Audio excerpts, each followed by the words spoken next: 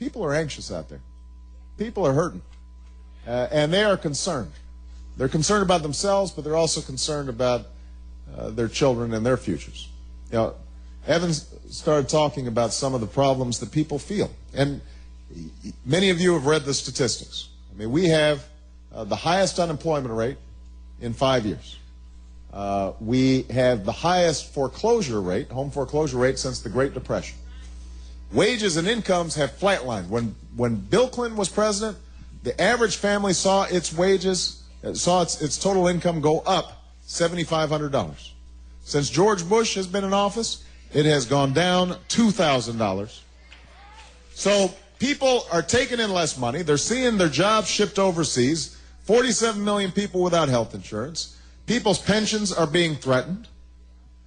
And because less money's coming in and more money's going out, at the end of the month, paying those bills gets tough. And people sit around the kitchen table trying to figure out, well, maybe we'll pay this one now. We'll have to put off that one later. Folks aren't even thinking about being able to save for retirement. They're not, they can't even conceive how they're going to pay for a college education for their kids. So people are worried. And they're not just worried about themselves. They're worried about the future and the next generation. And one of the things that I am absolutely convinced of is that we are at a defining moment, both in terms of our economy and our national security.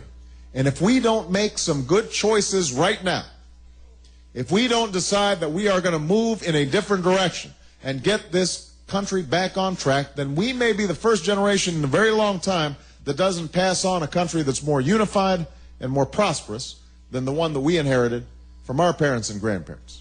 And that is not a future I accept. That's not a future you accept, and that's why I'm running for president of the United States, because we're going to create a different future. Now,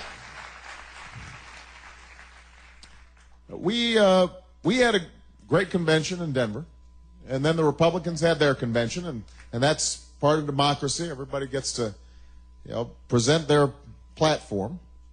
And since the beginning of this campaign, we've been talking about change.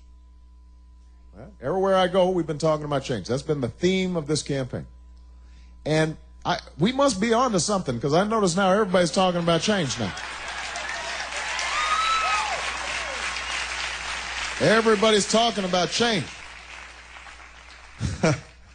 So John McCain, he's over the last couple of days, John McCain has said,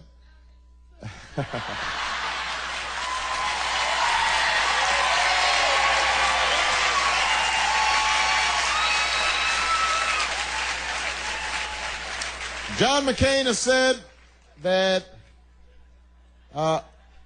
change is coming. That's what he says. Now think about this. This is coming from the party that's been in charge for 8 years. They've been running the show. Been up in the White House. John McCain brags, 90% of the time I have voted with George Bush. He and I, we're right there. And suddenly, he's the change agent. He says, I'm going to tell those lobbyists that their days of running Washington are over. Who's he going to tell? Is he going to tell his campaign chairman, who's one of the biggest corporate lobbyists in Washington?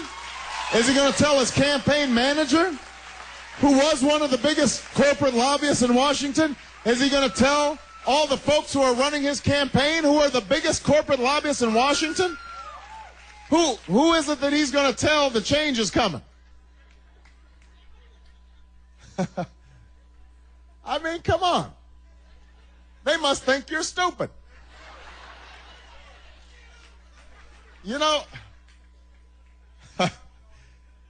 I guess, I mean, maybe what they're saying is, watch out, George Bush. Except for economic policies and tax policies and energy policies and health care policies and education policies and Karl Rove style of politics, except for all that, we're really going to bring change to Washington.